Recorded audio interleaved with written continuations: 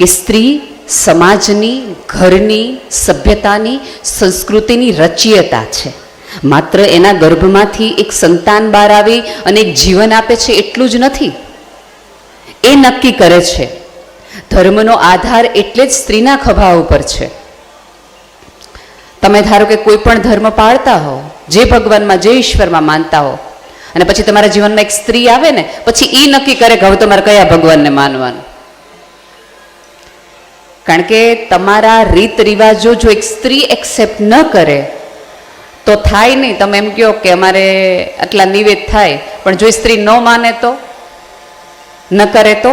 હવે તો સાહેબ એવા દિવસો છે કે પુરુષોને પૂછો ને કે આપણા કુળદેવી ક્યાં, ને આપણા હુરાપુરા ક્યાં, ને આપણે ક્યારે ક્યારે, તો ઘરવાળા રસોડામાં જઈને પૂછે કોણે સજ કયો તો. એનો અર્થ એ છે કે જગતના ગૂઢ રહસ્ય છે, સૂક્ષ્મ છે, ચૈતન્ય છે, જેના આધારે જીવન ટકેલું છે, એ તમામે તમામ આધાર સ્ત્રી છે. તમે જુઓ ને તો ઈશ્વરે બધું બે બે બનાવ્યું. બે આંખ બનાવી, બે હાથ બનાવ્યા, બે કાન બનાવ્યા, બે નાકના, બધું બે બે. હૃદય એક બનાવ્યું અને મન એક બનાવ્યું. મગજ એક છે તમારું અને હૃદય એક છે. બાકી બધું કિડની એ બે, નાનું આંતરડું, મોટું આંતરડું, બધું બબે. આ એક જ બનાવ્યું. એ સ્ત્રી અને પુરુષ. ઈશ્વર એક સંકેત આપ્યો કે બુદ્ધિ એટલે પુરુષ અને લાગણી એટલે સ્ત્રી. અને બુદ્ધિ અને લાગણીના સમન્વયથી જે રચાશે એ જગત સુંદર બનશે. એકલી લાગણીથી એ નહીં ચાલે, કારણ કે તો લાગણી વેડા કહેવાશે અને આખું વહાણ ડૂબી જશે. અને એકલી બુદ્ધિથી ચાલશે તો જગતમાં અરાજકતા ફેલાશે. પણ વચગાળાની કોઈક સ્થિતિ એવી આવી કે સ્ત્રી પોતાને ભૂલી ગઈ અને સભ્યતાએ ક્યાંક એને ઢાંકી દીધી. વચગાળાનો એક સમય અને એક સ્પેલ હતો. આમાં એવું છે કે બહેનોની વાત થતી હોય ને એટલે ભાઈઓ નો રસ હોય એટલે એ લોકો અંદરો અંદર વાત કરે, એટલે આપણે નિરાત રાખીએ. એમ થાય કે આપણી ક્યાં વાત થાય છે. એટલે સ્ત્રી એક એવી વાત, મેં હમણાં જ એક જગ્યાએ એવી વાત કરી હતી કે સ્ત્રી તો છે ને બીજ છે. સ્ત્રીને દાટતી વખતે આપણે ખબર છે કે પહેલા સ્ત્રીઓને દાટી દેતા, દૂધ પીતી કરી દેતા. કોઈ પણ દાટવાની પરંપરા સૌથી વધુ જીવતી છે. સ્ત્રીને દાટતી વખતે સભ્યતાએ યાદ ન રાખ્યું કે સ્ત્રી તો બીજ છે. જેટલી દાટશો ને એમ ધરતીની છાતી ફાડી અને ઉગી નીકળશે અને ક્યાંય આવીને ઊભી રહેશે. આકાશને આંબવાની શક્યતા ધરાવે છે. પણ જે સ્ત્રી સભ્યતા રચી શકે, જે સ્ત્રી ઘર બનાવી શકે, જે સ્ત્રી સંતાન પેદા કરી શકે, જે કુટુંબ ચલાવી શકે, જે સ્ત્રી પુરુષની કેટલી બધી વિડંબણાઓ સહન કરી શકે, એને મેનેજ કરી શકે, એ સ્ત્રી ક્યાંક પોતાને મેનેજ કરવામાં હચમચી ગઈ, ડગી ગઈ. આજે મેં ભાઈને પૂછ્યું હતું કે શું તમારા મનમાં છે, તો એમણે એ વાત કરી. અને પ્લસ અહીંયા જે બહેનોએ બધી વાત કરતી હતી એમાં સૌથી વધુ એવી વાત થતી હતી કે આપણે શિક્ષિત થઈએ, આપણે પગભર થઈએ, આપણે આત્મવિશ્વાસ રાખીએ, આપણે જીવનમાં કશુંક કરીએ. અને મારી એક આદત છે કે હું કોઈ પણ સમાજમાં બોલવા જવાની હોઉં તો હું દીકરીને ન પૂછું, હું પુત્રવધૂને પૂછું કે તમારા કુટુંબમાં કે તમારા સમાજનો વાંધો શું છે, કારણ કે એને વધુ દેખાતો હોય.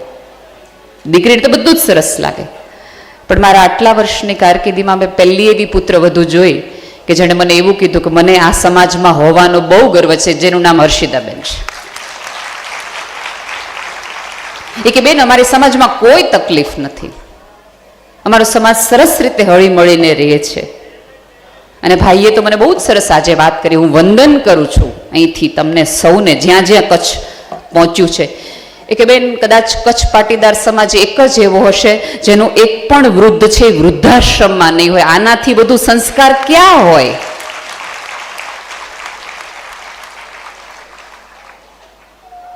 કે જે પોતાના વડીલોને વડલાની જેમ સાચવતા હોય, એના આધારે ટકી જતા હોય, એના આધારે ક્યાંક ને ક્યાંક વધુ ને વધુ ઉગી નીકળતા હોય. આપણને ક્યારેક વૃદ્ધોનો સ્વભાવ ક્યારેક કંટાળાજનક લાગે, ક્યારેક એમની વાતો આપણને થોડીક વધુ પડતી લાગે અને વૃદ્ધોને અમારી પેઢી છે એ ઉડાવ લાગે. આવા હું ખોટા ખર્ચા કરવાના, દરેક વસ્તુમાં એને ખોટા ખર્ચા. હવે એમને કેમ સમજાવું? એમ કે એ પેઢી તો એવી હોય કે એ પાનેતર જે પહેરીને આવ્યા હોય એ જ પાનેતરમાં એને દેર પરણાવ્યો હોય, જેઠ કર્યા હોય, નણંદ પરણાવી, પોતાના દીકરા વખતે એકાદ સાડી લીધી હોય, એમાં આખી જિંદગી 3 સાડીમાં આખી જિંદગી કાઢી હોય અને એક સેટમાં 5 વહુ લાવ્યા હોય. હવે એમને કેમ સમજાવું કે અમારે દરેક વખતે નવી સાડીમાં ફોટા મૂકવાના હોય, એ ફોટા જોઈને 3 જણા કોમેન્ટ કરવાના, તો એની જાડી છે, આ તો ઓલે ને ઓલું છે. આટલું અમારે, તમને ખબર નથી અમારા ઉપર કેટલી બધી જવાબદારી, કેટલી માથાકૂટ છે. જે સાડી જે પ્રસંગમાં પહેરી હોય બીજી વાર પહેરી ન શકાય, નહીં તો અમારું તો નાક કપાઈ જાય, લાગી આવે અમને. એટલે આવા સમયે એક કરચલી વાળી ચામડી, ધોળા વાળ, ડગમગતા પગલા, એ દાદા અને દાદી આપણને સતત રોકતા હોય, ટોકતા હોય એવું લાગે. કારણ કે એમણે જીવનમાં કાળી મજૂરી જ જોઈ છે, એણે બહુ જ ખરાબ દિવસો જોયા છે. એટલે એને સતત આ સુખ છે ને જોઈને એમ થાય કે વયું જશે તો, કાલ પાછા આવા દિવસો આવશે તો, ફરીવાર કોક એવો જીવનમાં ભૂકંપ આવી ગયો અને ધરાશય થઈ ગયા તો જે પડ્યું છે ને એ કામ આવશે. એટલે આપણને બચવા માટે કહે, અને આપણને એમ થાય જગત આખાથી બચવું નથી. પણ વૃદ્ધો પાસેથી જે લેવા જેવું છે એ એના અનુભવની સલાહ છે. એક વખત, અત્યારે તો આમે દીકરીઓ બહુ મળતી જ નથી, ભારે ઉપાધિ છે, ભણવું તો ઘણાને છે પણ મળવું જોઈએ ને.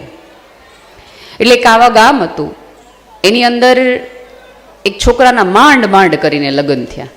કોઈ રીતે નક્કી નહોતા થતા, માંડ લગ્ન નક્કી થયા.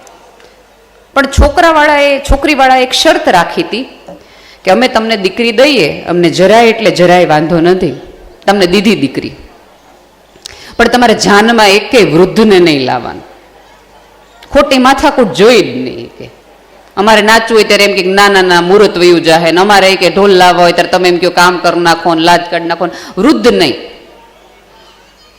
એટલે ઓલા છોકરાવાળા એમ કીધું કે અમને જો દીકરીને કન્યા મળતી હોય તો તમને નહીં લાવી, બસ પણ તમે અમને પરણાવી દો, ગમે એમ કરો.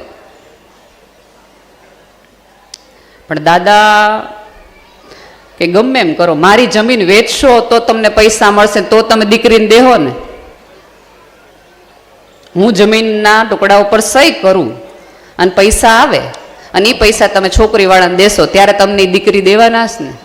મન જાનમાં લઈ જાઓ તો જ હું કાગળિયામાં સહી કરું, બાકી હું સહી ન કરું. જાનમાં મારે જવું જ છે. કેટલા વર્ષથી હું જાનમાં નથી ગયું, ગામમાંથી કોઈ જાન ગઈ નથી. દાદા ગમે એમ, દાદા માને નહીં, સામે ઓલા છોકરીવાળા માને નહીં. એટલે કોક આવો વિદુર નીતિવાળો બુદ્ધિશાળી માણસ હશે, એણે એમ કીધું કે એક કામ કરો, દાદાને આપણે સંતાડીને લઈ જાઓ. દાદાને કહેવાનું તમારે બોલવા, તમારે લગ્ન જોવાશ ને, તમારે ચૂપચાપ આની અંદર હંતાઈ રહેવાનું, લગ્ન જોયા રાખવાનું. દાદા કે વાંધો નહીં, મારો દીકરો પરણતો હોય તો આપણને વાંધો નથી, પણ મને જાનમાં જ લઈ જવો જ પડશે. દાદાને જાનમાં લઈ ગયા. દાદાને જે કોથળામાં રાખ્યા હતા એમાં સરસ કાણા પાડી દીધા, આંખમાં જોયા રાખે કે એ આ આવ્યું ને, એ આ આવ્યું ને, એ આ આવ્યું. ગામ આવી ગયું ને, પાણી માટે ઉભા રહ્યા, ચા આવી ગઈ, બધી થઈ. તા છોકરીના પપ્પા ફરી વાર આવ્યા. એ કોઈ લાવ્યા નથી ને વૃદ્ધને? એ કે ના, કોઈને નથી લાવ્યા. પણ એ કે અમારી હજી એક શરત છે, અમારે દીકરી દેવાની જ છે, જો પરણાવી જ દીધી છે, સરસ મજાના અમે તૈયાર કરાવડાવી જ દીધું છે, પણ અમારી શરત હજી એક છે. એટલે છોકરાવાળા કે હવે કઈ શરત છે? એ કે અમારા ગામમાં જે નદી છે એ તમે દૂધની નદી વહેવડાવો ને તો અમે તમને દીકરી દઈએ. એ વગર અમને કેમ ખબર પડે કે તમારી પાસે હવે કઈ રહ્યું હશે કે નહીં? તમે જમીન વેચીને પૈસા દીધા ન રહ્યું હોય તો મારી દીકરી દુઃખી થઈ તો? એટલે બધા કે આ તો ઉપાધિ કરી, હવે ન થાય.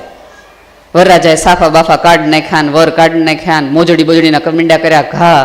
અરે અરે મારા નસીબમાં કાંઈ છે નહીં, લીલ પરિણામવાનું જ લખ્યું છે ને કેટલો કડકડાટ કરવા માંડ્યા ને બધાના મોઢા પડી ગયા ને કેવું બધું આવેલું.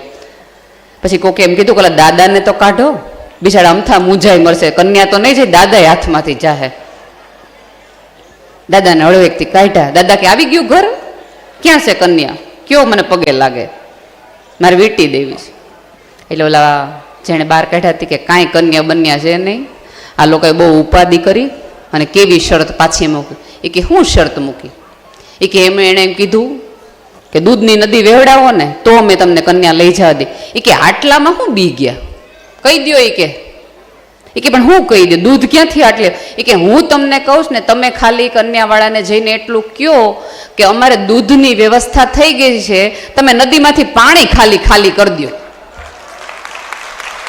હમણાં તમે પાણી ખાલી કરવાની વ્યવસ્થા કરવામાં આ બાજુ દૂધ ભરવાની વ્યવસ્થા કરી.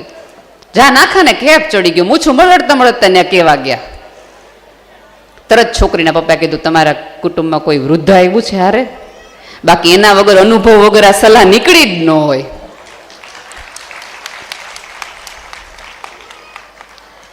સાહેબ, ગમે એટલા આપણે આર્થિક રીતે દેખાવથી, સત્તાથી, સમૃદ્ધિથી આપણા વડીલથી મોટા થઈ શકીએ, ઊંચા થઈ શકીએ, મોટા ન થઈ શકીએ. એની પાસે જે ધોળા વાળ અને કરચલીઓનો હિસાબ છે ને, એ ક્યાંક ક્યાંક જીવનના કેટલાય ખાડાઓમાંથી જઈને પસાર થઈ ગયો છે. એટલે એને ખબર છે કે કેટલી વિહેહો થાય છે. એ દરેક સાસુને ખબર છે કે દાળમાં મીઠું વધુ પડી જાય તો હું નખાય, કયો કોલસો નાખો ને તો મીઠું ઉતરી જાય અને ઘરમાં જરાય ઝઘડો ન થાય. આમાંના કોઈ પણ દાદાઓએ 10 વખત ના પાડી હશે કે કુટુંબની જમીન નહીં વેચવા દઈને, અમે તમને આમ નહીં દઈને, પૈસા માટે આટલો બધો કકડાટ કર્યો હશે. પણ જ્યારે એ જ દાદાને ખબર પડી હશે કે મારો દીકરો છે એ કોઈ દેવામાં આવી ગયું છે, ત્યારે પહેલો બાપ હશે કે બધું દઈ દેવા તૈયાર હશે, બધું દઈ દે પણ તું જીવતો રહેજે.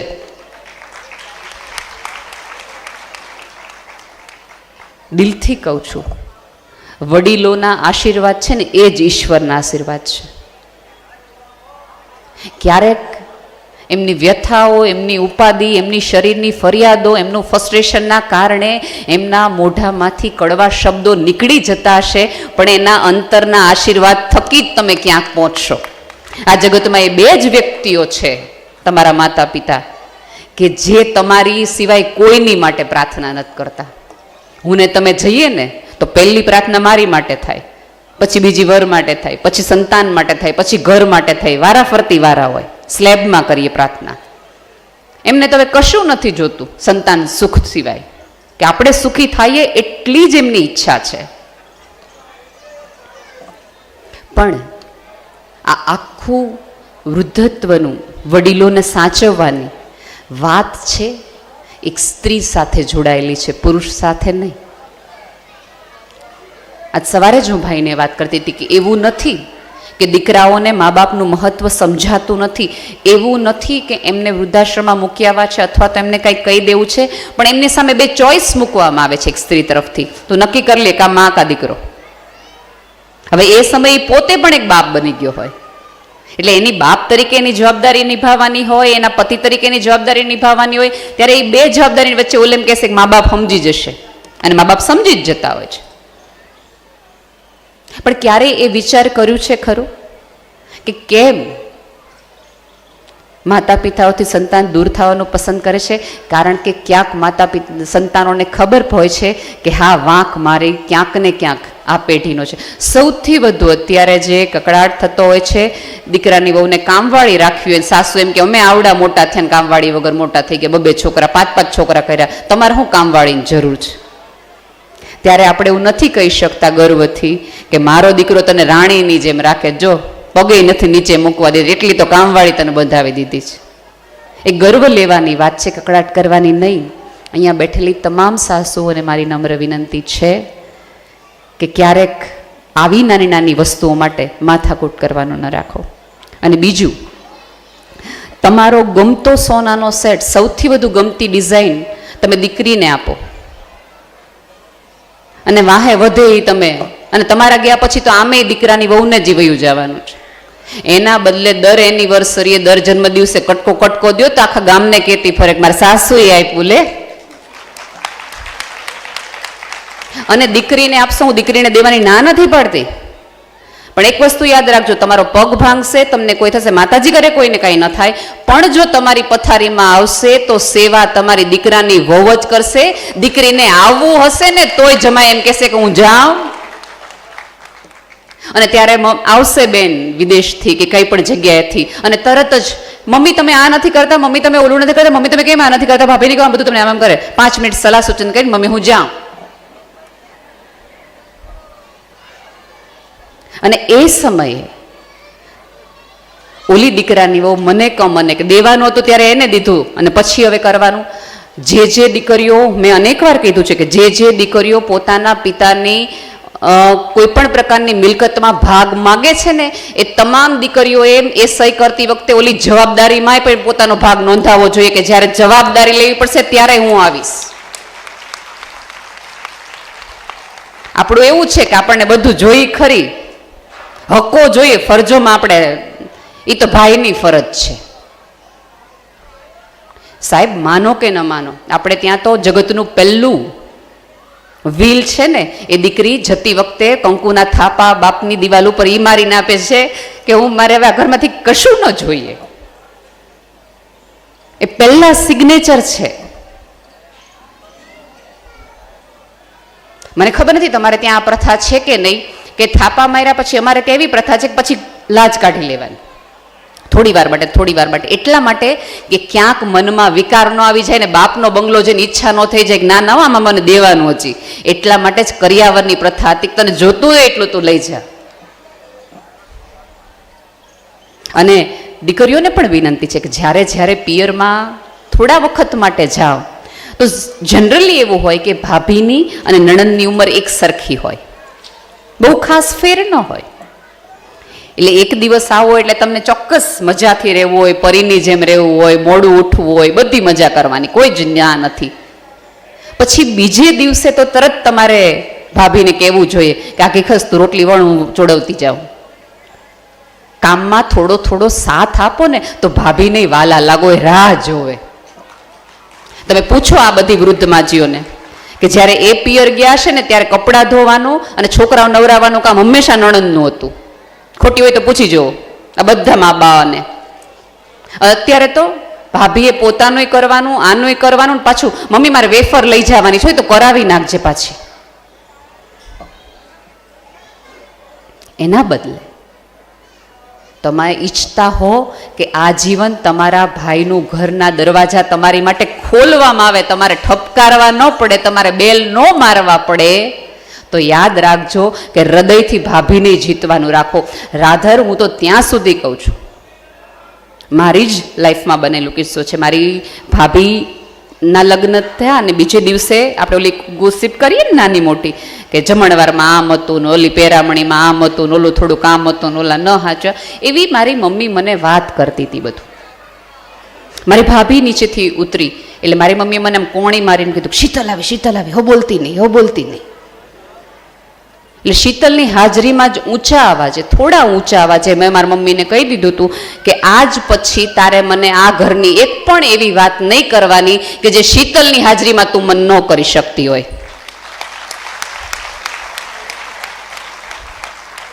આ સ્ત્રીની હાજરીમાં જ ઘરની બધી જ વાત થવી જોઈએ. અહીંયાથી રિપીટેડલી ઓલી 9 સ્ત્રીઓએ તમને ભણવાનું, કોન્ફિડન્સ આપવાનું કામ એટલા માટે હતું કે તમે ભણો તો તમે આજુબાજુની સ્ત્રીની તકલીફ અને મૂંઝવણને ક્યાંક વધુ સારી રીતે સમજી શકો.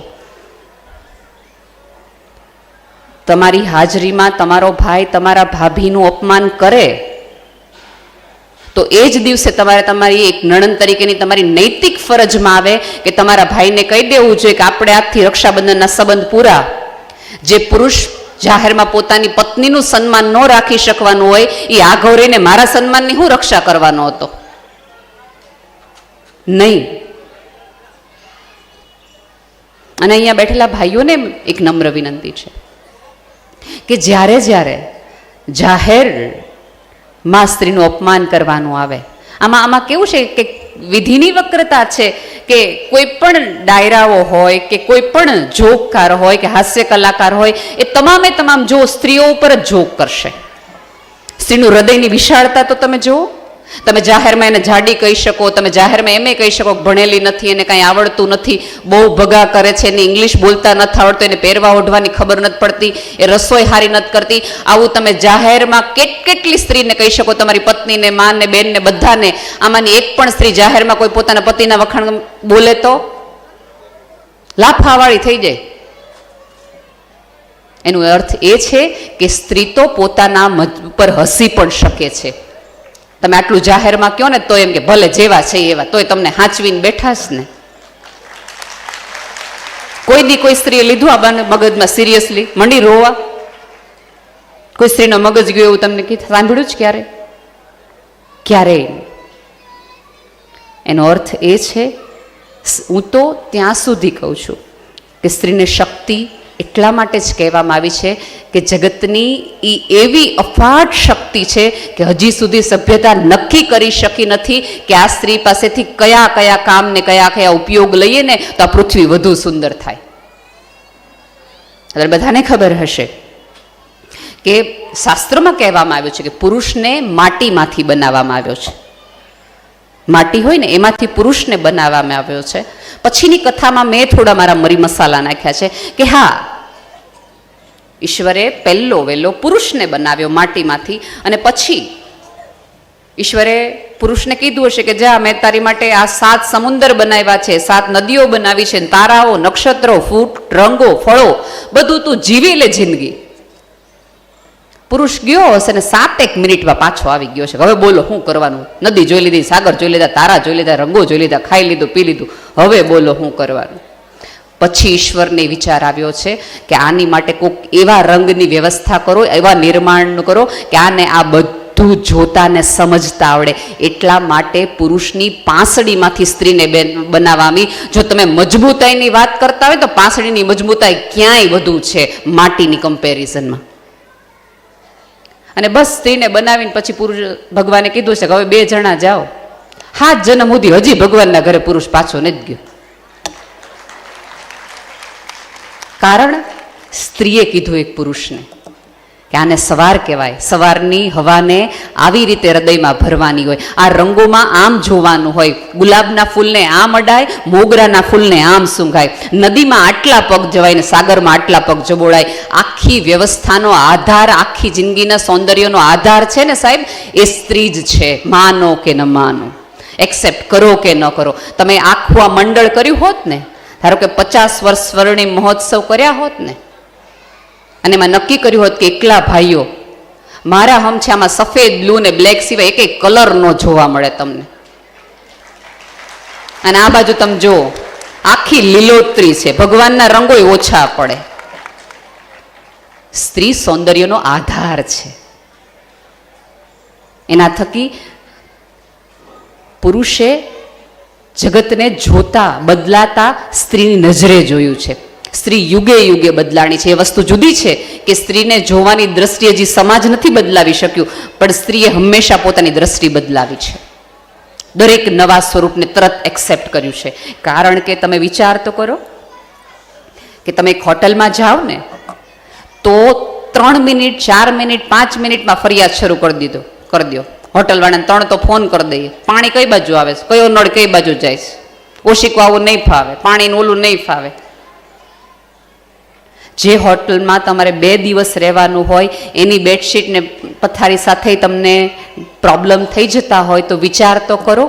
એક છોકરી 18 વર્ષ, 20 વર્ષ કોઈક મા બાપના ઘરે રહે, બધું છોડીને સવારે ઉઠે ત્યારે ઓલી છત બદલાઈ ગઈ હોય છે એવું નહીં સાહેબ, એના જીવનની હવા બદલાઈ ગઈ હોય છે.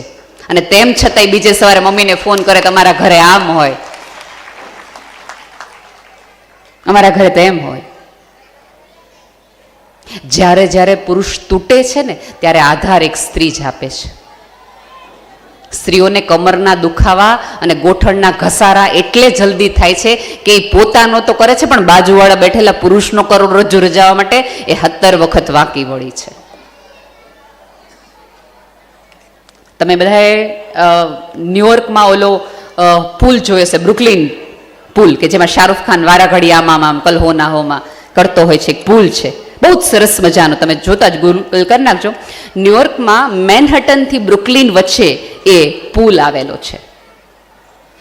અને એ પુલ છે એ જ્યારે બન્યો હતો ત્યારે વિશ્વનો સૌથી મજબૂત, સૌથી લાંબો પુલ હતો, જે નદીને પાર કરી શકતો હતો. અને જ્હોન ઓગસ્ટિન રોલિંગ નામના એક એન્જિનિયરે ની કલ્પનાનો વિચાર હતો કે અહીંયાથી એક આવો પુલ બનવો જોઈએ. એ પુલ બનવાનું નિર્માણનું શરૂ કર્યું. કોમર્સમાં પસાર થઈ ગયો ખરડો, એને હા પડાવી દીધી, બજેટ પસાર થઈ ગયું હતું.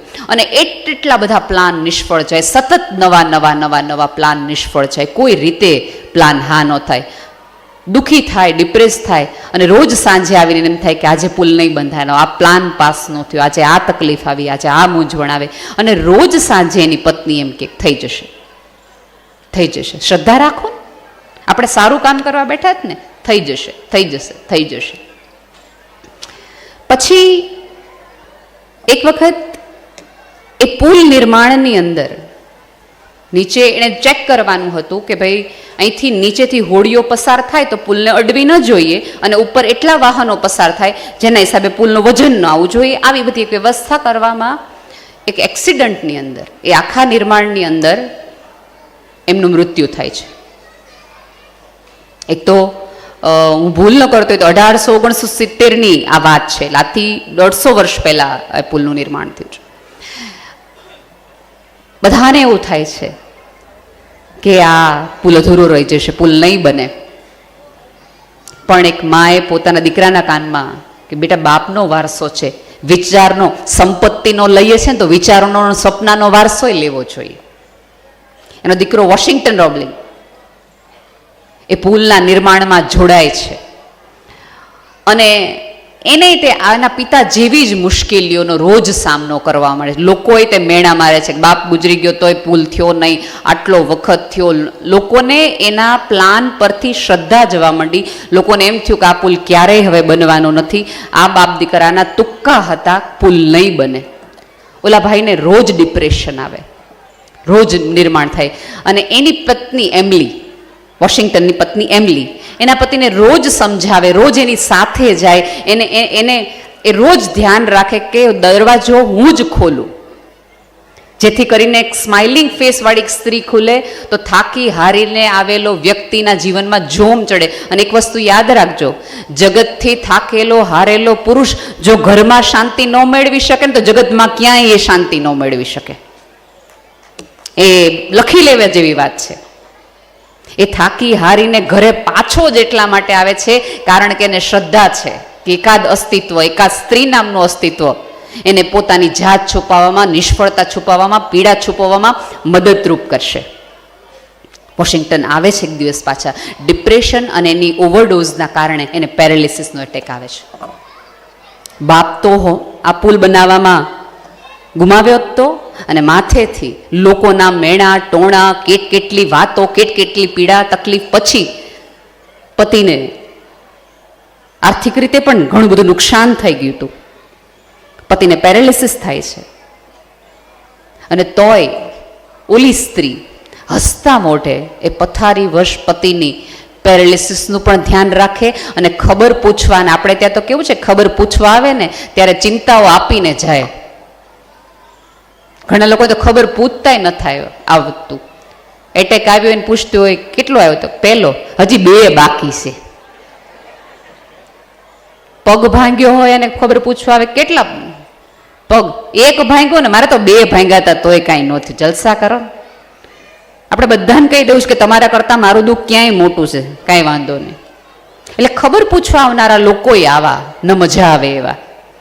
આ બધાની વચ્ચે ઓલી સ્ત્રી પોતાના પતિને સતત એવી શ્રદ્ધા, બને એ સમયમાં 1869ની હું તમને વાત કરી છું, એટલે એ સમયે તો આટલી બધી દવાઓની પણ શોધ નહોતી થઈ. એ સ્ત્રી અલગ અલગ ઉપચારોથી પોતાના પતિને સાજો કરવાનો પ્રયાસ કરે છે. પતિ માત્ર ઈશારા જ કરી શકે છે. અને એક પત્નીને ખબર હોય કે પતિનું સ્વપ્ન કયું છે, ઈચ્છા કઈ છે, એનું જીવવાનું બળ કયું છે, ઓલું વોશિંગ્ટન ઈશારાથી થોડાક લખી દે, ઓલીને એમ કહે છે કે તું એન્જિનિયરિંગનું થોડુંક શીખ ને, પુલનું નિર્માણમાં તું થોડી મને મદદ કર ને. ઓલી સ્ત્રી ઊભી થઈ જાય છે, અરે તું કે કરું. પોતાના પતિ ખાતર એ સમયમાં એ સ્ત્રી ગણિત શીખે, એન્જિનિયરિંગ શીખે, પોતાનો પતિ શું કહેવા માંગે છે એ શીખે, અને જે પોતાનો પતિ કહે એ બીજે દિવસે સવારે ત્યાંના કાર્યકરો અને મજૂરોને સમજાવતી જાય કે હવે આમ કરવાનું છે, હવે આમ દોરવાનું છે, હવે આટલા મીટર તમારે ઉપર જવાનું છે, હવે આટલા મીટર તમારે નીચે જવાનું છે, હવે આમાં આટલું લોખંડ વપરાશે, આમાં આટલી સિમેન્ટ વપરાશે. એ પથારી વર્ષ રહેલા પતિને એમલી સુંદર મજાની મદદ કરે છે. અને સાહેબ હજી સુધી આજે 150 વર્ષ સુધી એ પુલ અકબંધ છે. આપણને પ્રેમ પાછળ મળેલા તાજમહલની ખબર છે, પણ પ્રેમ માટે ફના થયેલી આવી પત્નીઓની ખબર નથી. આ તો માત્ર એક એવા પુરુષની વાત છે કે જે તૂટી ગયો હોય પણ સ્ત્રીના આધાર, સ્ત્રીની હૂંફ, સ્ત્રીના પ્રેમના કારણે ટકી ગયો હોય. આમાંના કેટલા લોકો એવા હશે, કેટલા પુરુષો એવા હશે કે જ્યારે જીવનમાં સમી સાંજે એવી એકાદ આર્થિક મુશ્કેલી આવી હશે, ક્યાંકથી બધેથી તમે હારીને આવ્યા હશો, ત્યારે આમાંની એકાદ સ્ત્રી એમ કીધું હશે કે મૂંઝાતા નહીં, આપણે હારે છે. પણ આપણા બધાની તકલીફ એ છે કે પીડામાં સાથ આપે ને એને આપણે યાદ નથી રાખતા, સફળતા વધાવે ને એને આપણે યાદ રાખીએ. આપણે ત્યાં બહુ જ સ્ત્રીઓ પર એ રીતે હું જોઉં તો અત્યારે મને સૌથી વધુ તકલીફ એ થાય કે આપણે સફળતાની વ્યાખ્યાઓ જ બદલાવી નાખી. સફળ સ્ત્રી આપણી માટે કઈ છે કે કાં તો એ ડૉક્ટર હોય, એન્જિનિયર હોય, ક્યાંક પહોંચી ગઈ હોય, છાપામાં એનું નામ આવતું હોય, 10 જણા એને ઓળખતા હોય અને સત્તા ઉપર હોય, એ જ બધી સ્ત્રીઓ સફળ કહેવાય. મારી દ્રષ્ટિએ એ તમામ સ્ત્રીઓ સફળ છે કે જે આજે જોઈન્ટ ફેમિલીમાં ઘરને એકઠું રાખીને ઘૂંટના પીડા, ઝેરના ઘૂંટડા પી લે છે, એ સફળ સ્ત્રીમાં છે. મારી દ્રષ્ટિએ દરેક સ્ત્રી સફળ છે કે જેનું આટલા વર્ષથી એક પણ વાર અથાણું નથી બગડ્યું. મારી દ્રષ્ટિએ એ દરેક સ્ત્રી સફળ છે કે જ્યારે કુટુંબમાં કોઈ પણ પ્રકારની સમસ્યા આવે ને ત્યારે એમ કહેવાય છે કે ઓલા મોટા ભાભીને બોલાવો, એના વગર નહીં ઉકલે આ વરો, એને એવોર્ડ આપવા જોઈએ. આપણે બધાને જોઈએ છે સંસ્કાર, જોઈએ છે ધર્મ, જોઈએ છે બધું, પણ જેના આધારે ટક્યું છે એને સન્માન નથી આપવું. કોઈ તમારું સન્માન કરે કે ન કરે, જ્યારે સન્માન મને મારું ન હોય ને બેનો, તો આપણને આ જગતમાંથી કોઈ દિવસ સન્માન નહીં મળે. આપણને આપણા હોવાની જ બહુ બધી ફરિયાદ છે. કેટલી તમને ક્યારેય એવું લાગ્યું છે? આપણે જો કરલી વાળ હોય તો આપણે સીધા કરાવી આવીએ, જાડા હોય તો આપણે દુબળા થઈ આવીએ, દુબળા હોય તો આપણે જાડાની દવા લઈ આવીએ. કુદરતની તમામ ભૂલો આપણે બ્યુટી પાર્લરમાં જઈને સુધરાવડાવીએ. તમે આજ પછી કોઈ પુરુષના મોઢે એવું સાંભળ્યું છે? કોઈ પોતાના હસબન્ડને, તમે મગજમાં ખાલી પોતાની જાતને જવાબ આપજો કે જેમાં એક ભાઈએ એમ કીધું હોય કે યાર આજ તો મારે 4-5 ધોળા વાળ થઈ ગયા હો, મને થોડા કુંડાળા હમણાં પડવા માંડ્યા છો. એમનો શર્ટ એક્સ્ટ્રા સ્મોલમાંથી એક્સ્ટ્રા લાર્જ થઈ જાય ને તો એ તમને ફરિયાદ નહીં કરે. અને આપણને તો સહેજ કંઈક થાય એટલે આપણે તરત ડિપ્રેશન આવી જાય. આપણને આપણી જાત ઉજવતા કેમ નથી આવડતી? આપણા હોવાનો આપણને કેમ ક્યાંય થોડું કે સ્વમાનને અભિમાન નથી? પછી આપણે જગત પાસેથી એવી અપેક્ષા ન રખાય કે બધા લોકો અમને સન્માનિત કરે, બધા લોકો અમને સન્માન આપે, બધા લોકોમાં અમને લોકોને પૂછીને કંઈક કરે. સાહેબ, તમને બધાને ખબર હશે કે આપણે ત્યાં પહેલાના જમાનામાં વર્ષમાં એક વખત દિવાળીમાં, હવે તો માળિયા જ નથી હોતા, પણ વર્ષમાં એક વખત માળિયું સાફ કરવાની પરંપરા હતી. અને માળિયું સાફ કરો ત્યારે આપણે શું એમાં આપણા ઘરમાં વસ્તુઓ છે ને એ આપણને ખબર પડતી. મારી દ્રષ્ટિએ એ માળિયા સાફ કરવું એ તો એક મેટાફર છે, એક સિમ્બોલ છે કે તમે દર વર્ષે જ્યારે માળિયું સાફ કરો ત્યારે તમે તમારી જાતને કહી શકો કે તમે પરણીને આવ્યા હતા એ પછી તમે તમારી જાતના કેટલા સ્વપ્નાઓ માળીએ મૂકી દીધા છે એને એકવાર ઉતારીને જોવો તો ખરા કે તમારે શું બનવું હતું જીવનમાં, શું કરવું હતું તમારે. આપણી પાસે અત્યારે કોઈ એવી ચોક્કસ વ્યાખ્યાઓ જ નથી. અમારા કેટલા અને સમાજમાં એક બીજી બહુ જ ખરાબ માન્યતા એવી છે કે આપણે હજી એક સમાજ મોટો વર્ગ એવો માને છે કે છોકરી જો ભણેલ ગણેલ હશે, નોકરી કરતી હશે તો ઘર નહીં સંભાળી શકતી હોય. એવી તમામ મહિલાઓને મારે કહેવું છે કે સુષ્મા સ્વરાજ છે એ આખો દેશે હલાવતા હતા અને જે દિવસે એ દિલ્હીમાં હોય ત્યારે એના સસરાને ભાખરી એ જ બનાવીને ખવડાવતા હતા. અને સાહેબ એને કોર્ટમાં કેસ લેવા હોય તો સુષ્મા સ્વરાજ સાંભળવાના મિનિટના 1.5 લાખ રૂપિયા તે દિવસે લેતી હતી. એ સ્ત્રી છે. એ વાત ભૂલી જજો કે ભણેલ ગણેલ નોકરી કરતી સ્ત્રી ઘર ન સંભાળી શકે. ઉપરવાળાએ આપણે સ્ત્રીને 1000 હાથવાળી કીધી છે જ એટલા માટે. તમે વિચાર તો કરો, 4 ગેસના બર્નર હોય, એકમાં દૂધ ઉકળતું હોય, એક બાજુ દાળ ઉકળતી હોય, એકબીજા ધીમે ધીમે શાક થતું હોય, એક બાજુ ચા કરતી હોય, સામે મોટર હાલતી હોય, પાણી લેતી હોય, કામવાળીયારે વાત કરતી હોય અને તેમ છતાં હોલમાં સાસુ ને વર હું ગોસિપ કરે ને એ ખબર હોય. આટલું ધ્યાન હોય. 1000 હાથવાળી નહીં, 1000 આંખવાળી અમે, બધું ખબર હોય. આમાંના કેટલા પુરુષોને એવા અનુભવ થયા હશે કે સ્ત્રી પિયર જાય અને એના રૂમમાં કોઈ ન આવ્યું હોય ને તો હજી અંદર જાય ને તો પહેલું કોણ આવ્યું હતું એનું ધ્યાન એવું છે. ઈશ્વરે એને બનાવી છે એવી ક્ષમતાવાન કે સૂંઘી શકે છે વાતાવરણનો બદલાવ.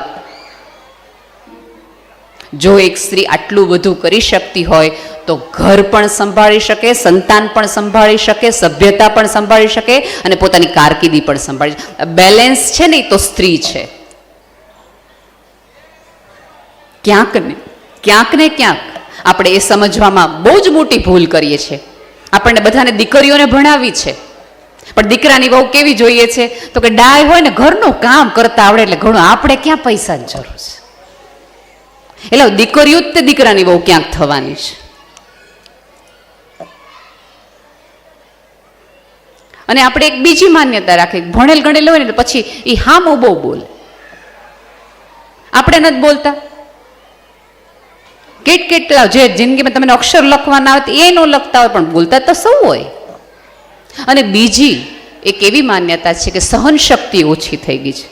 રાધર સહન શક્તિ ઓછી નથી થઈ ગઈ, થોડી સમજ શક્તિ આવી ગઈ છે કે આ ખોટું છે ને આ સાચું છે. એનો અવાજ ઉઠાવે છે ને એટલા માટે. આપણે ત્યાં પ્રશ્ન પૂછવાનો અધિકાર દ્રૌપદીને નહોતો, સીતાને નહોતો અને આજની કોઈ 2023માં પણ કોઈ સ્ત્રીને નથી પૂછવાનો અધિકાર. કમાલ કરતી હો औरत हो કે સવાલ કરતી હો. પણ એ સમયે હું જ્યાં બેઠેલી તમામ સ્ત્રીઓને વિનંતી કરું છું કે પહેલો સવાલ તમે તમારી જાતને કરો કે જો તમને સ્વતંત્રતા આપવામાં આવે, જો તમને પાંખ આપવામાં આવે તો તમારી તૈયારી છે ઉડવાની અને તમારે કરવું છે શું. પણ તકલીફ એ છે કે સ્ત્રીઓએ હંમેશા વસ્ત્રોમાં જ આધુનિકતા માગી, વિચારમાં નહીં. વિચારમાં માગવાની જરૂર હતી. બહુ જ્યારે તમને ઘરેણાની ચોઈસ હોય કે સન્માનની ચોઈસ હોય, પતિ લગ્નના 21-20 વર્ષે પૂછે ને કે શું જોઈએ છે ત્યારે રિયલ ડાયમંડની બંગડી ન મગાય. ત્યારે એમ કહેવાય કે આજ પછી મને જાહેરમાં બધાની વચ્ચે ઉતારી પાડવાનું બંધ કરો, મને સન્માનની અપેક્ષા છે. એટલું તો તમે તમારી જાતને થોડાક સવાલો કરો. અને બીજું કેવું છે કે અત્યારે એક એવી વાત છે કે એક ઉંમર પછી પુરુષને પોતાની સરસ કારકિર્દી બની ગઈ હોય, પોતાનો સરસ બિઝનેસ ચાલતો હોય એટલે એને કાંઈ ખાસ સ્ત્રીની જરૂર ન પડે. સંતાનો છે એક ઉંમર પછી પોતાની કારકિર્દીમાં ક્યાંક બહારગામ જતા રહે, વિદેશ જતા રહે, કાંઈ પણ જતા રહે પછી ધીમે ધીમે સ્ત્રીની અંદર એક ખાલીપો આવે, સ્પેશિયલી ઇન 40s કે યાર હવે મારી કોઈને જરૂર નથી, મારે શું કરવાનું. એટલે આપણું નવરું મન છે એ આપણને જુદા જુદા પ્રકારના ખેલ કરાવડાવે. એ આપણને કેટલી બધી વાતો અને વિચારોમાં લઈ જાય. ધીમે ધીમે આપણને એમ થઈ જાય કોકે કીધેલી નાની એવી વાત આપણે વર્ષો સુધી સંઘરી રાખી. તમારી પાસે કામ હોય, નવો વિચાર હોય. હું આ માટે જ એક સ્ત્રી છે દિલ્હીમાં રહેતી, અને તમને ખબર હશે કદાચ કાશ્મીરમાં જે લોકો ગયા હશે એને ડેફોડિલ પાર્ક જોયું હશે. એવું પાર્ક કે જેમાં એક સાથે લાલ કલરના ફૂલ, એક સાથે પીળા કલરના ફૂલ, એક સાથે લીલા કલરના ફૂલ. એ ડેફોડિલ પાર્ક છે. એક ટ્વિટર ઉપર આ વાર્તા આવી હતી. એક છોકરી પોતાની મમ્મીને, એક છોકરી પોતે કાશ્મીરમાં રહેતી હતી, એના પતિ છે મિલિટરીમાં હતા અને એનું પોસ્ટિંગ ત્યાં થયું હતું. અને ઓલી છોકરી એના દિલ્હી રહેતા મમ્મીને એમ કે મમ્મી તું એક વખત તો ડેફોડિલ પાર્ક જોવા આવ, તું એક વખત તો આ ડેફોડિલ પાર્ક આવ, તું જોતો ખરી એક સ્ત્રીએ કેવું વિશ્વ રચ્યું છે, એક વખત તું જોવા આવ. એના મમ્મી નક્કી કરે છે કે બધું દર વખતે અલગ અલગ સિઝનમાં નક્કી કરે. આ વખતે આ છોકરાઓની પરીક્ષા છે ને પતિ જઈને પછી આવું, આ વખતે સેજ ઓલા મહેમાન આવવાના ને એટલે પછી આવું. એમ કરતા કરતા કરતા 4 વર્ષ પછી કંટાળીને એ સ્ત્રી દિલ્હીથી કાશ્મીર જાય છે. તે દિવસે બહુ બરફ પડે છે, ઠંડી હોય છે, એટલે ફરી વાર ઓલી સ્ત્રી બાનું આપે, ના ના આટલા બરફમાં કોણ બહાર જાય, રહેવા દે ને, તમે બધા છો એ મારા ફૂલો જ છો, ડેફોડિલ પાર્ક જ છો, મારે કાંઈ જવાની જરૂર નથી. તોય ઓલી છોકરી એમ કહે છે મમ્મી તું એક વખત જો કે એકલી સ્ત્રી કેટલી જગ્યાને વધુ સુંદર બનાવી શકે, વિશ્વ આખું જોવા આવે છે. એ છોકરી અને એની મમ્મી ડ્રાઈવ કરીને 1.5 કલાકની ડ્રાઈવ કરીને ડેફોડિલ પાર્ક જોવા જાય છે. અને જોઈને ઓલી સ્ત્રી દંગ રહી જાય છે. ઓલી સ્ત્રીની ઉંમર લગભગ 62ની આજુબાજુ હોય છે, જે મમ્મી હોય છે. અને ઓલી માં પૂછે છે આ કોણે બનાવ્યું? એ કે તારે જાણવું છે ને, તું જોઈ કે ઓલું ઘર છે ને ત્યાં બોર્ડ માર્યું છે. જેણે આ પાર્ક બનાવ્યું છે એ સ્ત્રી, તમે કોઈક જાઓ તો તમે બોર્ડ વાંચજો જ તે. એમાં એણે બોર્ડમાં લખ્યું હતું કે હું જ્યારે અહીંયા આવી હતી એકલી, પતિનો ડેથ પછી હું અહીંયા આવી હતી ત્યારે માત્ર 5 ગાંઠ અલગ અલગ ફૂલ ડેફોડિલની 5 ગાંઠ લઈને હું અહીંયા આવી હતી. મેં આ 50 એકરની અંદર 5 એકરની અંદર 50,000 જેટલા આ વૃક્ષો વાવી અને સુંદરતા કે જેથી કરીને મારી એકલતા દૂર કરવા માટે હું વધુ લોકોને અહીંયા આકર્ષિત કરી શકું. પણ આ કરતા પહેલા મેં એક પણ બાના મારી જાતને ચલાવી નહોતા રાખ્યા કે આ વર્ષે નહીં, આવતા વર્ષે છોકરાઓ સેજ મોટા થઈ જાય ને પછી, શરીર થોડુંક દુબળું થઈ જાય ને પછી, આ રોગ થોડોક દૂર થઈ જાય ને પછી, થોડાક પૈસા ભેગા થઈ જાય ને પછી, આ થોડીક જવાબદારીઓ ઓછી થઈ જાય ને પછી, ફલાણાને થઈ જાય ને પછી. મારી અને તમારી બધા પાસે બાનાઓનું લિસ્ટ બહુ મોટું છે. આ પુરુષોને નહીં બાના આવ્યા હોય કે જ્યારે એમણે સાહસ કર્યું હશે, કચ્છથી જ્યારે એક માત્ર લાકડાનો જ વિચાર આવતી વખતે ઇન્દોર સુધી આવ્યા હશે, એ નહીં બાનાઓ વચ્ચે આવ્યા હોય, આ વર્ષે નહીં આવતા વર્ષે જાય, એટલે આગે કોણ જાય? સાહેબ, પુરુષો સ્ત્રીઓ કરતાં ક્યાંક ને ક્યાંક આગળ એટલા માટે છે કારણ કે પુરુષ છે ને ભવિષ્ય જોવે છે ને સ્ત્રી માત્ર અરીસો જોવે છે. થોડાક પ્રશ્નો આપણે આપણી જાતને પણ કરીએ. ક્યાં સુધી આવા બાનાઓ આપે ને આપણા ગમતા કામને આપણે પાછળ ઠેલાવ્યા કરશું? આ જે વૃદ્ધમાં દાદીઓ છે ને એને પૂછજો. આજે જ ભાઈને હું પટેલભાઈના ઘરે હું હતી ત્યારે કીધી હતી બા બહુ સરસ ગાય છે, ખૂબ સરસ એમનો અવાજ છે. 96 વર્ષે પણ એક સ્ત્રીની અંદરથી કેવો મીઠો રણકાર નીકળે. તમે વિચાર તો કરો, એ સ્ત્રી 16 વર્ષની હશે, 26 વર્ષની હશે ત્યારે એનો અવાજ કેવો હશે? ગાવાની ઈચ્છા ત્યારે એને હશે, પણ ત્યારે એને એમ વિચાર કર્યું છે છોકરા મોટા થઈ જાય પછી, ઓલું થઈ જાય પછી, આમ કર નાખો, આ મકાન ચણાઈ જાય ને પછી હું નવરી જ છું, મકાન થઈ જાય ત્યાં રંગ થઈ જાય ને પછી મારે કાંઈ કામ જ નથી. એમ કરતા કરતા આ દરેક સ્ત્રીઓને પૂછો કે આવા કેટલા સપનાઓને એને તાળા મારી દીધા છે. તમારી પાસે તો સમય છે, સંજોગો છે અને આવડત પણ છે. તમારા ગમતા કામને ઠેલવો નહીં, તમારી પાસે જે સમય મળે છે ને એ સમયને ઉગવતા શીખો. આમાંની દરેક સ્ત્રી લગભગ બપોરે 2 થી 4 કે 2 થી 5 આપણે કાં સુવામાં વધાવીએ અને કાં અનુપમા જોવામાં વિતાવીએ.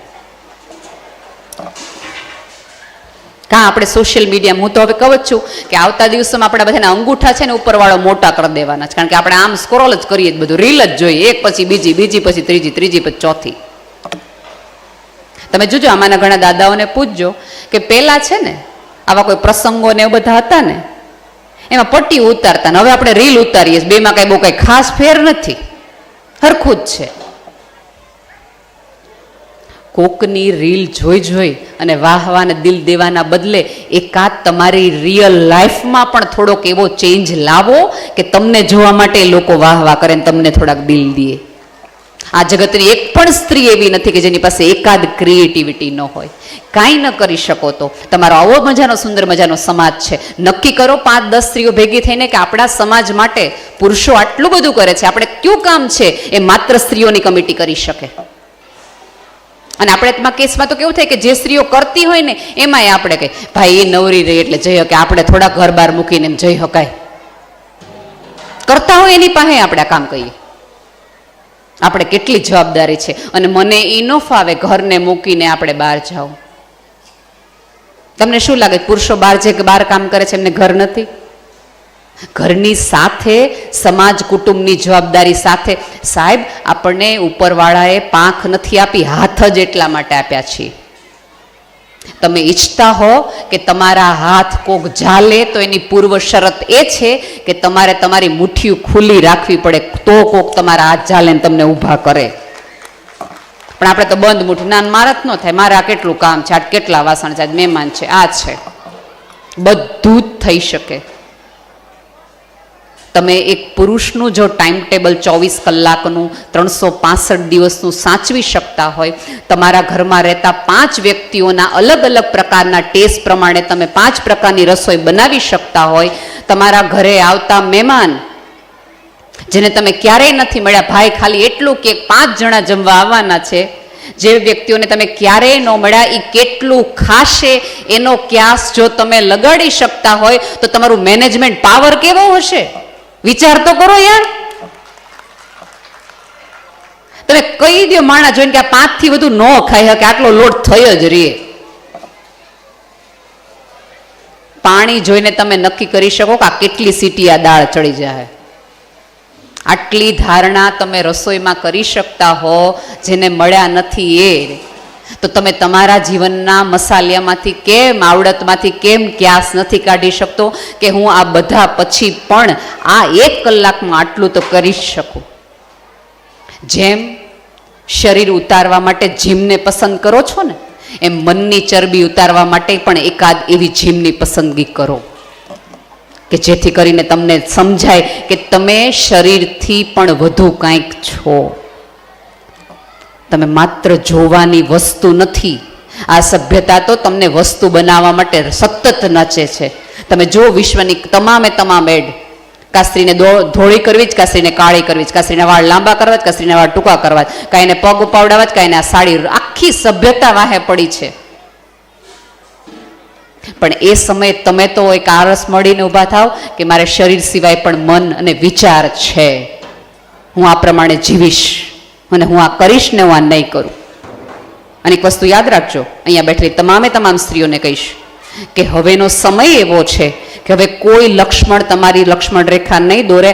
આપણે સામેવાળાને કહેવાનું કે આ મારી લક્ષ્મણ રેખા છે, આની અંદર તમારે નહીં આવવાનું, હું નક્કી કરીશ, આ મારી બાઉન્ડ્રી છે. મેં હમણાં જ કીધું કે સ્ત્રી તો છે ને નદી છે, શક્તિ છે. આટલું એવું આવી એવી શિલા હશે ને એની ઉપર પડી ને શિલાનો શેપ બદલાવી નાખશે. જે નદીને કાંઠા ન હોય ને એ નદી છે ને એ ચારે બાજુ વેણ લાવી અને આખા ગામને તહસ મહસ કરી નાખે. એટલે દરેક સ્ત્રીએ પોતાના કાંઠાઓ પોતે જ રચવા જોઈએ. કોક આવીને રચી જાય ને એ પહેલા કે આની બહાર નહીં, આ નહીં, આટલું નહીં ને આ રીતે નહીં. પણ આ બધા વચ્ચે એક મારી નમ્ર વિનંતી છે, નમ્ર વિનંતી કે તમારી આવડત, તમારી સમજ, તમારી ક્ષમતા, તમારી શક્તિનું તમને અભિમાન ચોક્કસ હોવું જોઈએ, પણ તમારી જીભમાં આવતી તોછડાઈ એ ખોટું, એ ખોટું. સાહેબ, સ્માઇલ છે ને એ તો સ્ત્રીનું એવું ઘરેણું છે કે પહેરેને જગત આખાનો થાક દૂર કરી નાખે. તમે જો આપણા બધા ભગવાન છે ને એ બહુ એટલા સ્માઇલ કરતા નથી. આપણી બધી માતાજીઓના ફોટા જોઈ લો, ગાલ આમ જ છે. સ્માઇલ પુરુષને પણ સ્માઇલ કરતા એક સ્ત્રી શીખવે છે. પુરુષને સ્માઇલ કરવી હોય ને તો એને પત્ની ઉપર જોક કરવા પડે છે, એના વગર એ નથી કરી શકતો. કોઈ પણ વાત આ જગતની ગમે એવી મોટી હોય એ વાત હસીને કહી જ શકાય. એક વસ્તુ યાદ રાખજો, અહીંયા બેઠેલી તમામ બહેનો ને ભાઈઓ પણ, તમારો અવાજ મોટો રાખશો ને તો આટલા જ લોકો સાંભળે, પણ તમારા વિચાર મોટા રાખશો ને તો જગત આખું સાંભળશે તમને આવીને પાછો અહીંયા, કે આના વિચાર એવડા મોટા છે. તમારી ભાષામાં એવી કુમાશ ને કોમળતા રાખો. તમારા હાથ કૂણા હોય એ નહીં, તમને સરસ સુંદરતા. તમને બધાને ખબર હશે કે આપણને કોઈને હાથ ઉપર કશુંક પડે ને તો રૂજ આવતા વાર લાગે. વૈજ્ઞાનિકલી પ્રૂવ થઈ ગયેલું છે કે કોઈ પણ શરીરની બહાર ઉપરના કોઈ પણ ઘાવ ખુલ્લા રહે, વાતાવરણમાં જમ્સ આવે એટલે જો એને ઢાંકવામાં ન આવે તો કોઈ પણ પ્રકારના ઘાવ છે, તમને ગુમડું થયું હોય, કંઈ વાગી ગયું હોય, ચીરો થઈ ગયો હોય તો એ ઘાવ છે એ રૂજાતા વાર લાગે. પણ જીભ ઉપર તમે સવારે ચા ગરમ પીવો, તો બપોર સુધીમાં તોય તમે ગરમ દાળ પી શકો. જીભ ઉપર ઘાવ તરત જ રૂજાઈ જાય. જીભની બહારના કોઈ પણ ઘાવ રૂજાતા વાર લાગે, કારણ કે જીભની સાથે લાળ રસ છે, ભીનાશ છે, કુમાશ છે, કે જે સતત લાળ આપીને એ જીભ ઉપરના ઘાવ છે એને તરત ને તરત દૂર કરી દે. એક વસ્તુ યાદ રાખજો, જીભ ઉપરના ઘાવ થોડી વારમાં દૂર થઈ જાય, પણ જીભથી થયેલા ઘાવ દૂર થતા તો સભ્યતાઓની સભ્યતા વહી જાય તો એ ન છૂટે. એ પડઘા તો બહુ લાંબા સુધી આપણને જો આમાંના અત્યારના કોઈ વ્યક્તિઓ છે એકબીજાને કંઈ તમાચા તો માર્યા નથી, એકબીજાના બાપ દાદાના કંઈક લૂંટ્યા નથી, કાંઈ વેરઝેર નથી, તો થયું હું તું તે દિવસે એણે મને આ કહી દીધું તું, તે દિવસે એણે મને આ રીતે બોલાવી હતી અથવા આ રીતે બોલાવ્યો હતો. થોડી તમારી ભાષામાં તમને જીવન આવડી ગયું છે, તમને જીવન સમજાઈ ગયું છે, એનો પહેલો વિચાર એ છે વાત, અને એનું લક્ષણ એ છે કે તમે હળવાશથી, પ્રેમથી અને કુમાશથી બોલતા ને સમજતા થાવ. જ્યારે પણ, અને આમાં કેવું થાય છે કે કોઈક વ્યક્તિ ગુસ્સો કરે ને તો એની સામે જેટલું તમે બોલો ને એટલે સમજી જ જવાનું કે તમે ગયા. તમને ખબર જ છે કે આવેલ પુરુષ છે એ ધગધગતું કોલસો લઈને, મશાલ લઈને આવ્યા ને ખૂબ વાક્યો બોલે છે. હવે આગ હોય એની ઉપર પાણી નખાય કે પેટ્રોલ નખાય?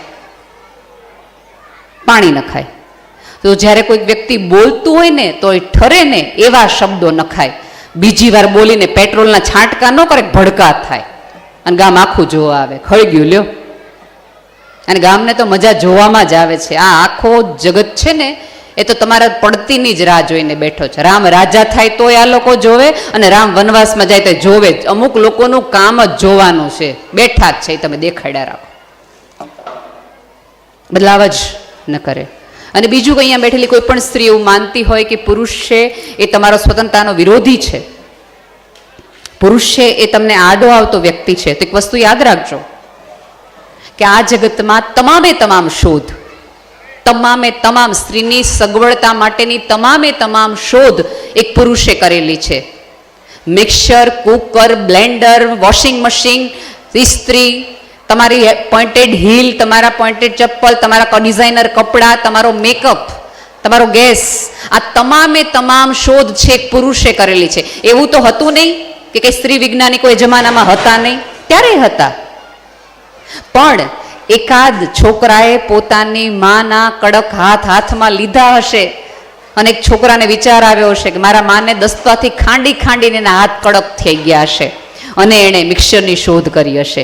એકાદ પુરુષે પોતાની પત્નીનું રેડાઈ ગયેલું કાજલ ધુમાડામાં જોયું હશે અને એક પુરુષને વિચાર આવ્યો હશે કે હું ગેસની રચના કરું કે જેથી કરીને ધુમાડા વગર પણ એક સ્ત્રી ઘરમાં કામ કરી શકે. એક સ્ત્રી ક્યાંક પોતાની ઓછી હાઇટના કારણે ક્યાંક મૂંઝાયેલી હોતી હશે અને એક પુરુષે ક્યાંક પ્લેટફોર્મ હિલ બનાવી હશે. સાહેબ, આ જગતમાં તમામે તમામ સુખનો વિચાર એક સ્ત્રી કરતા એક પુરુષે વધુ કર્યો છે એક સ્ત્રી માટે. આજે પણ આમાંના કેટલા પુરુષો છે વધુ કમાઈ એટલા માટે છે કારણ કે આપણા સપનાઓ મોટા છે. આપણને 2 બેડરૂમ હોલમાંથી 3 બેડરૂમ હોલ કિચન જોઈએ છે. આપણા બાળકને આપણે ઇન્દોરની બદલે મુંબઈમાં ભણાવવું છે. આપણે 1ની બદલે 3 વસ્તુ દેવી છે. આપણને 3 સોનાના સેટની બદલે 5 જોઈએ છે. એટલે એક્સ્ટ્રા માઇલેજ એ લોકો દોડે છે. અને પછી આપણે છોકરાને એમ કહી તાર પપ્પા ઘરે જ ન હોય કોઈ દી. ઘરે પપ્પા એટલે ન હોય કારણ કે પપ્પા ઉપર ઘરની જવાબદારી છે, સ્વપ્નાઓ છે. અહીંયા બેઠેલી સ્ત્રીને એક મારી બીજી પણ એક વાત કરવી છે કે તમારા સંતાનોને હંમેશા એના પિતા માટે માન થાય, એના પિતા માટે લાગણી વધુ થાય એવી જ વાતો કરો. આ તો કેવું થાય ખબર કે છોકરો કંઈક તોફાન કરે એટલે તરત પહેલું વાક્ય આવા દે તાર પપ્પાને, આવા દે તાર પપ્પાને. એટલે છોકરાને એમ થાય કે આ ભાઈ છે ને ખીજાવા હાટું જ ઘરે આવે છે, આવતા ન હોય તો આવા દે તાર પપ્પાને.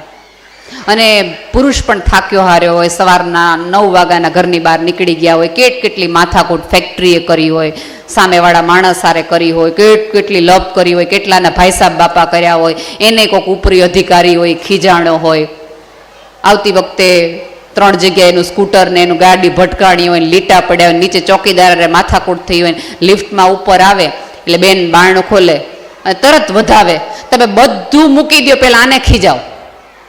આજે એને કેવા તોફાન કર્યા છે ખબર છે? ઘડીક વાર શાંતિ નથી લેવા દીધી. એટલે ભાઈના મગજમાં હાલતું જોઈએ ઓલું હવારનું ફસણ. એટલે આવીને ભાઈ પેલું કાંઈ હાંભળ્યા કર્યા વગર સટ્ટાક દઈને એક ચોડી દી અને બેન પછી રસોડામાં બે છે. એટલે છોકરાને એમ થાય કે આ મારવા હાટું જ ઘરે આવે છે ને. હાંજ પડે એટલે છોકરું બાળક રડતું મમ્મી પાસે જાય, પપ્પાએ મને માર્યું. એટલે તરત આપણી અંદરની યશોદા જાગૃત થાય. આપણા છેડાથી આપણે બાળકના આંસુ લૂછીએ અને તરત કહીએ મેં તને કીધું હતું ને કે પપ્પા ખીજાશે, નો તોફાન કર. એટલે છોકરાને જો તમારી મમ્મી મને કેટલી સમજે છે, પપ્પા જ માર કરે છે. પિતાને ફાઇનાન્સર ન બનાવો, પિતાને બોક્સર ન બનાવો.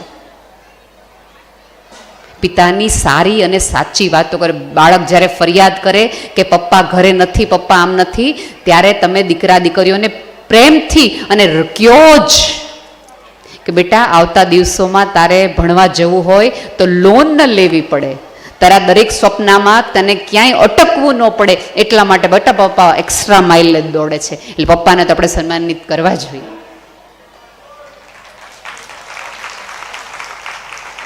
આ તો ઓલી આપણી અંદરની અબળા સ્ત્રી તરત તારા પપ્પા કોઈ દિવસ બેટા ઘરે ન હોય. એક દિવસ તો કેવી માંદી પડી હતી ને કેવો માંદો પડ્યો હતો ને ત્યારે હું તને દવાખાને લઈ ગઈ હતી, એને તો ખબર એ નહોતી.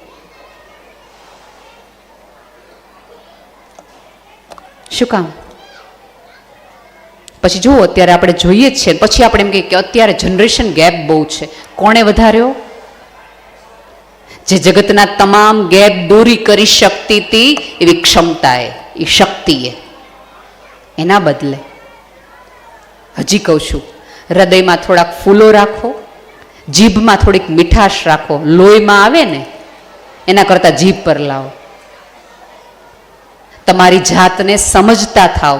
તમારા સમયનો ઉપયોગ ક્રિએટિવલી સમાજના નિર્માણમાં ક્યાંક થાય એ માટે કરો. અને થોડાક કોઈક સવાલો જગત પૂછે એની બદલે તમે તમારી જાતને પૂછતા થઈ જાઓ એવા તમે બનો. અને સ્વર્ણિમ આ આખા મહોત્સવમાં આવતા દિવસોમાં 100 વર્ષ ઉજવાય ત્યારે સ્ત્રીની ભાગીદારી એટલી જ હોય અને એના ખભા ઉપર પણ ઇતિહાસ રચાય એવી ઈશ્વરને પ્રાર્થના. ધન્યવાદ.